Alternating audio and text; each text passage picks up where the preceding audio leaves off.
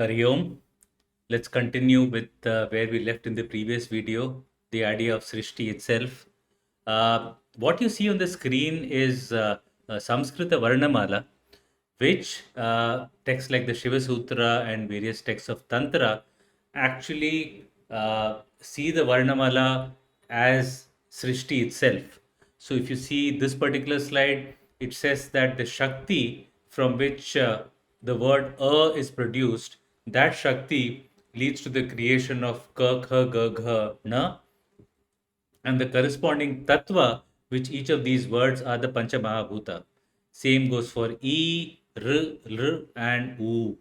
And again, the same idea that we expressed in the previous section, which is that there is sort of a Satya, which in turn leads to Karana, which in turn leads to Karya. That aspect is, kind of conceived out of this topic itself, which is the Samskrita Varnamala, and how Srishti can be understood by just learning the Varnamala is a separate subject on its own. What I am just showing here is just one small aspect so that it probably kindles the interest of somebody who would like to explore this idea more. So we talked of Purusha, we talked of Ishvara rather, and in a sense, Purusha is mini Ishvara, and we have talked about how Srishti needs to be conceptualized. Prakriti is what is specifically dwelt here, and right in the beginning, we said what is the Prakriti is composed of Triguna. Patanjali uses the word Prakasha, Kriya, and Sthiti. He says that what is knowable and Prakriti effectively is the object that is to be known by Purusha. So that is why it is referred to as knowable, and it has the nature of the Triguna.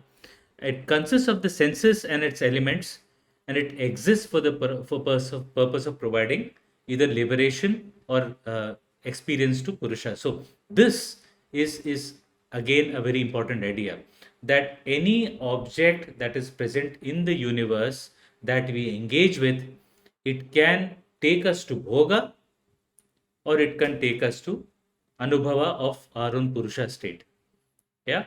What does that mean? So if I probably, again, I keep using the same example. So if you take a table or a chair helps me use it for the purpose of, say, eating food. Now, that kind of experience is the experience of bhoga, where I am using one object for the purpose of experiencing the day to day life in terms of the comfort that a table and a chair provide. But at the same time, that very table and chair can also take me to my own Purusha state. Now, how is that possible? We will come to that in more detail in the later slides. But in a sense, simply put, I will say that if one does dhyana or does a meditation on a chair, one is able to see the chair.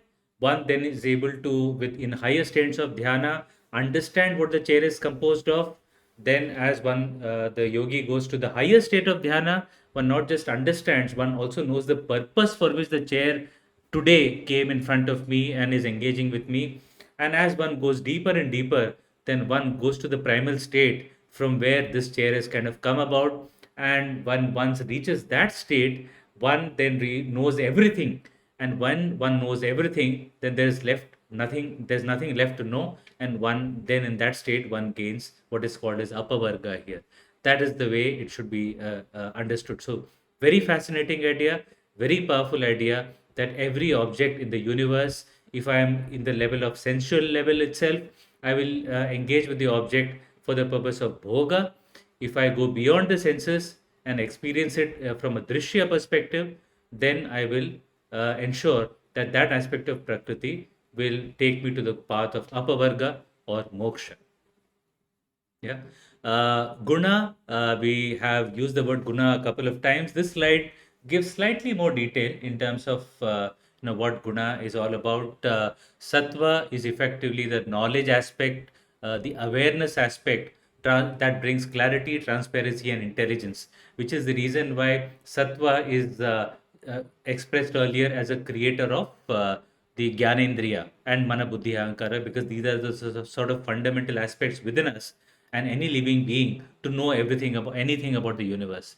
Now, if you take the example of a tree, the impulse of a tree towards the source of light, that is the sattva aspect present within the tree itself. But if you take from a rajas perspective, which primarily signifies movement, motion, distraction, separation, the idea of separation, I see a table as separate from me. I see a ladder as separate from me. That idea is of separation is coming out because of rajas present within me. The tree's growth towards the source of light is the rajas aspect within the tree that makes it move towards the source of light. And the tamas is the condensation aspect, the solidity, the fixity, all of those aspects come about on account of tamas present. And therefore, when the sap descends on the roots in winter and gets stored there, that aspect is the tamas aspect of the tree expressing itself. Similarly, if you take the example of an ear, sattva manifests when it makes the sound known. That's what sattva does, that it makes the sound known. But rajas, because sound cannot be known unless there is vibration, the ear's nervous impulse excited by vibration, that's the one which makes the sound heard, and that is the rajas aspect present within the sound. But further on, the tamas is the the energy stored in the muscles and nerves of the ear, which effectively are also important for the ear to be there, which effectively enables it to perform as an ear and therefore makes the sound known. So, if you then imagine, or not imagine, if you look at the world this way, the whole universe, including every human being, every living being, everything is gunamayi, which is it's immersed in guna. Everything is submerged into guna. There is nothing that is not having a certain guna experiencing itself.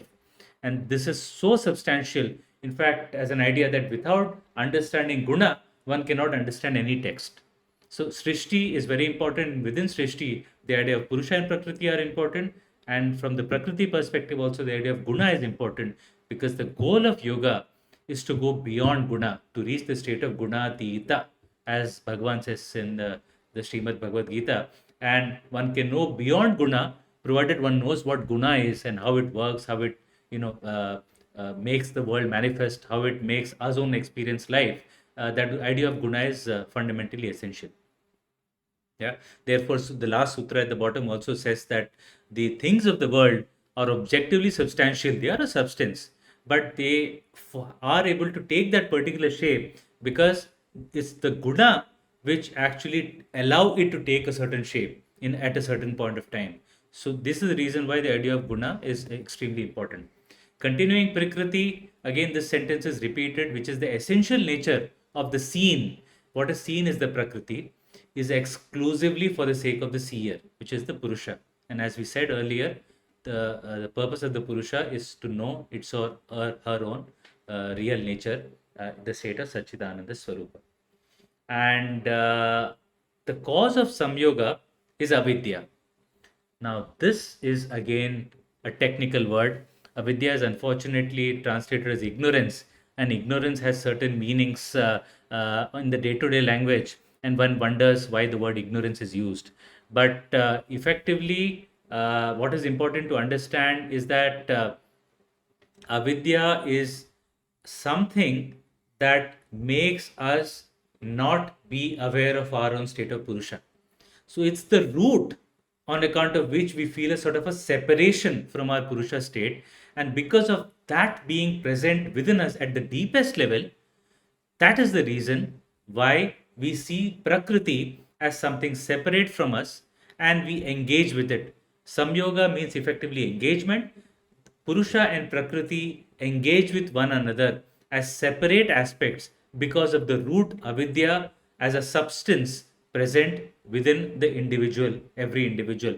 You can liken avidya to Mula Prakriti, but that's not the exact comparison. There is something that covers us from knowing our own true nature, and that something at the primal level is avidya.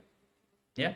Now, the moment samyoga is removed, when we realize that we are engaging with any object only to know ourselves, then the purpose of that object itself obliterates away in the higher states of knowledge, and then there is no need for samyoga.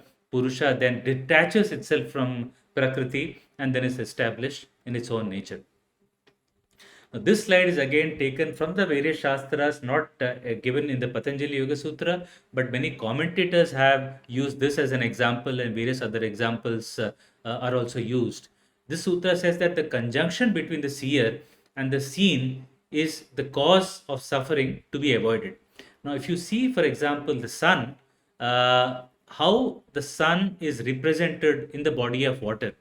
As I mentioned earlier, buddhi, mana, etc. are separate. They are prakriti present within us. They are not me. They are just like instruments which are present, which make up my physical persona, but they are not me. They are separate from me.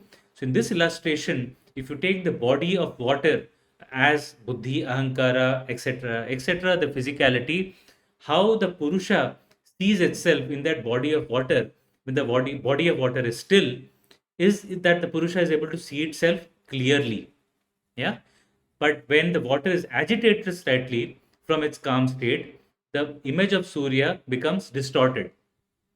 But when the agitation of the body is much higher and significant, then effectively Purusha is not able to see itself at all. It's as if it does not even exist.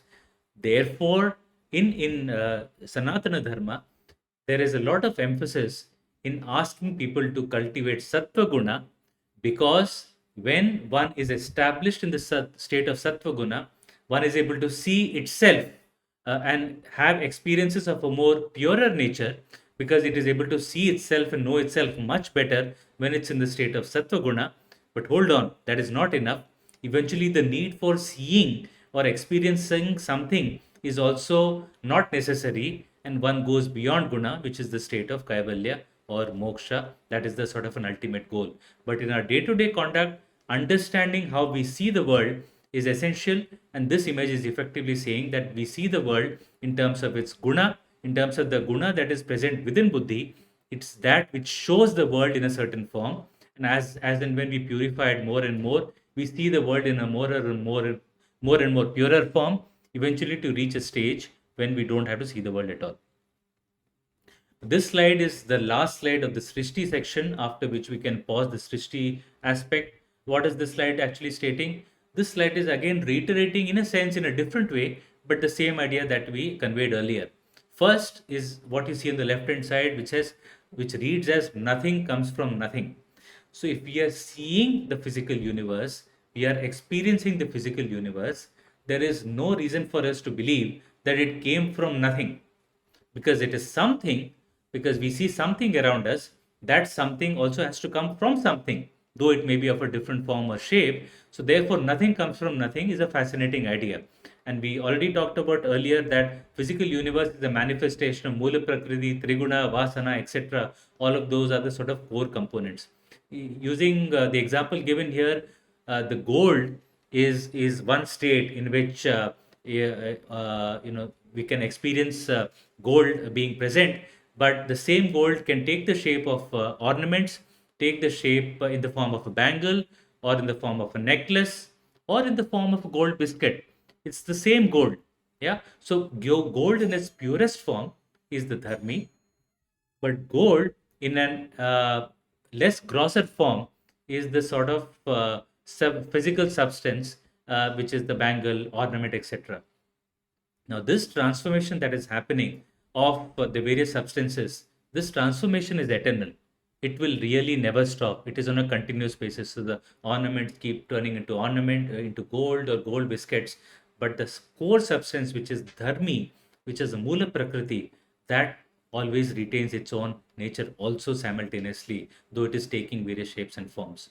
Now, when it is present in a certain state, say gold present as gold bangles, then it has a certain dharma, which is a visible external form.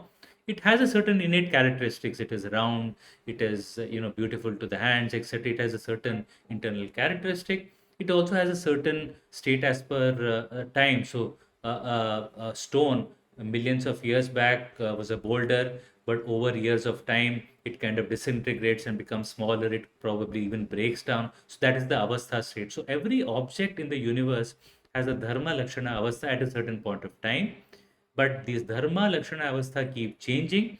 What does not change is the dharmi, which is the mula prakriti, which is prakriti in its own raw, undifferentiated form.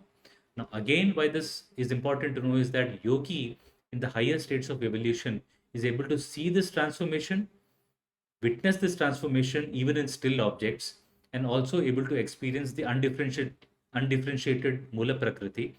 And when a yogi reaches that level of subtlety, then prakriti no longer holds any fascination for him or her.